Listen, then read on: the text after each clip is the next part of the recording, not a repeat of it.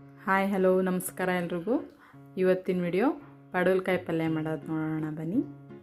ಸಿಂಪಲ್ಲಾಗಿ ಬೇಗ ಮಾಡ್ಕೋಬೋದು, ಚಪಾತಿಗೆ ದೋಸೆಗೆಲ್ಲ ಚೆನ್ನಾಗಿರುತ್ತೆ. ಏನೇನು ಸಾಮಗ್ರಿಗಳು ಬೇಕು ಅಂತ ನೋಡ್ಕೊಳ್ಳೋಣ ಬನ್ನಿ. ಪಡವಲಕಾಯಿನ ಸಣ್ಣ ಸಣ್ಣದಾಗಿ ಕಟ್ ಮಾಡಿ ಇಟ್ಕೊಂಡಿದ್ದೀನಿ.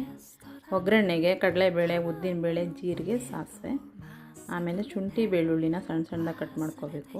ಈರುಳ್ಳಿನೂ ಸಣ್ಣದಾಗಿ ಕಟ್ ಮಾಡಿಟ್ಟು, ಆಮೇಲೆ ಖಾರ ಪುಡಿ, ಅರಶಿನ ಸ್ವಲ್ಪ. ಈಗ ಮಾಡುವ ವಿಧಾನ ನೋಡ್ಕೊಳ್ಳೋಣ. ಮೊದಲಿಗೀಗ ಸ್ಟವ್ ಹಚ್ಕೊಂಡು ಬಾಣಲೆ ಇಟ್ಬಿಟ್ಟು ಸಾಸಿವೆ ಸ್ವಲ್ಪ ಹಾಕಿ, ಸಾಸಿವೆ ಎಲ್ಲ ಸಿಡಿದ ನಂತರ ಎಣ್ಣೆ ಹಾಕಬೇಕು.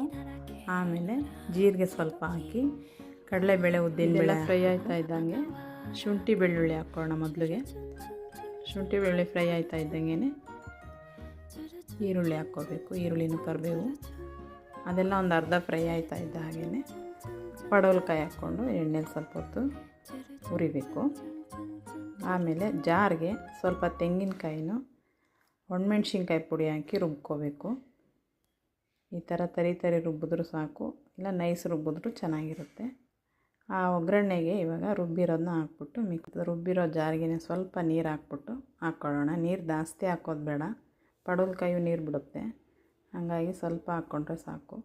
ಒಂದು 5-10 ನಿಮಿಷ ಬೇಯಿಸಿದ್ರೆ ಸಾಕು, ಬೆಂದೋಗ್ಬಿಡುತ್ತೆ. ಈಗ ಕೊತ್ತಂಬರಿ ಸೊಪ್ಪು ಉದುರಿಸ್ಬಿಟ್ರೆ ಮೇಲೆ ಪಲ್ಯ ರೆಡಿಯಾಗಿದೆ. ನೋಡಿದ್ರಲ್ಲ ಸಿಂಪಲ್ಲಾಗಿ ಮಾಡ್ಕೊಳ್ಳೋದು ಹೇಗೆ ಅಂತ.